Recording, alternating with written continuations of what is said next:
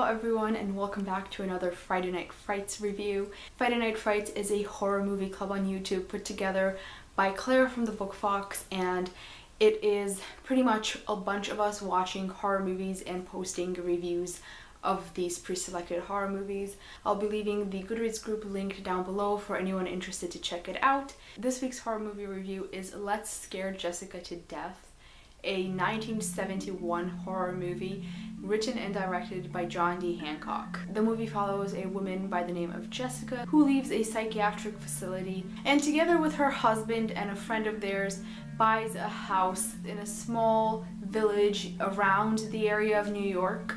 They want her to clear her mind and be able to start fresh. When they get to this town, everyone looks very weird to them. Perhaps because they're riding in a hearse instead of a regular car, because apparently it's cheaper. When they do get to the house, they find this woman who had been sleeping there because she doesn't have a place to live. And because that's the most commonsensical thing to do when you find someone had been just sleeping on your property for ages and tries to run away from you when you see them, these people invite this woman to just stay over and chill and have some dinner and drink some wine together because they're all friends there. Of course, this being a horror movie, weird things start to happen and Jessica starts hearing a lot of voices. And again, because it's the most commonsensical thing to do with someone that you have never met in your life that has been sleeping on your property, they decide to have a seance in their kitchen.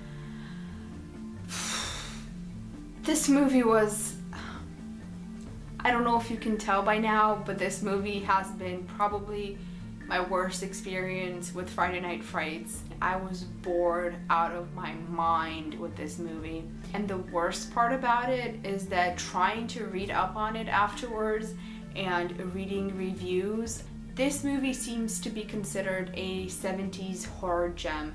For God's sakes, this movie is considered Stephen King's favorite horror movie. To me, everything from the title to the premise to the music and the acting was just ridiculous. The premise of this movie, who in their right mind finds someone sleeping in their newly bought house and just decides to invite them to dinner and just stay, chill, relax? We'll cook for you, you can hang out, it's okay. The acting, except for the woman who was sleeping in their house, who seemed to be doing a half-decent acting job, everyone else just felt like they were reading their lines in front of the camera. And everyone reviewing this movie is talking about how atmospheric it is, but the music to me was just completely out of place in different scenes. Like, it just made no sense. Nothing about this movie made any sense.